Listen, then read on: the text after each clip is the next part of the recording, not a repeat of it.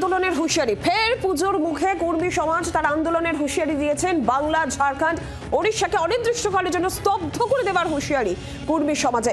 কর্মী সম্প্রদায়কে আদিবাসী তালিকায় অন্তর্ভুক্ত করার দাবি, আর এই দাবি জানিয়েই তারা এই আন্দোলনের হুঁশিয়ারি দিয়েছেন।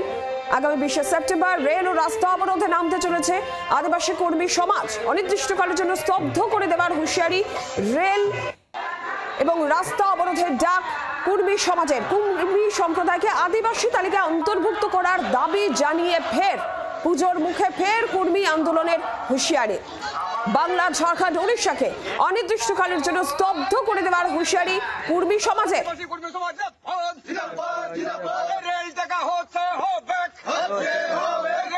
100 জায়গায় রেল রোকো আন্দোলনে নামার হুঁশিয়ারি তারা দিয়েছেন। দেওয়াল লিখন, পোস্টার দেওয়ার কাজ ইতিমধ্যেই শুরু হয়ে গিয়েছে, প্রচার তারা শুরু করে দিয়েছেন।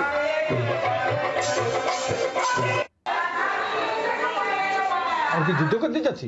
তাহলে এতদিন আগে জানালাম কেন? তাহলে এতদিন জানার আগেও 2 মাস আগে জানাইছি, কেউ আমাদের সঙ্গে বসার মনে করলো না। তাহলে কর্মী এমন অচ্ছুত যায়। আজকে পশু অত্যাচার নিবারণ আইন আছে পশুদের জন্য, ওরা কি মিছিল করেছিল হাতিরা বাগড়া যে আইনটা তৈরি হলো? তাহলে কর্মীর এত কিছু সমস্ত সাবুত থাকার পরেও নোটিফিকেশনে যারা ট্রাই তাদের করা হলো না।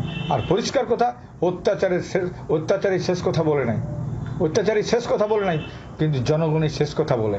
যদি এরকম করে অজিত মাহাতো আগামী 2026 তো লড়ছি নাই, দেখা হবে। যদি থাকে যায় এএসপি, দেখা দেখি হবে ওইখানে, সেদিনই দেখা হবে ওইখানে। বাংলার আওয়াজ, বাঙালির আবেগ, জি 24 ঘন্টা।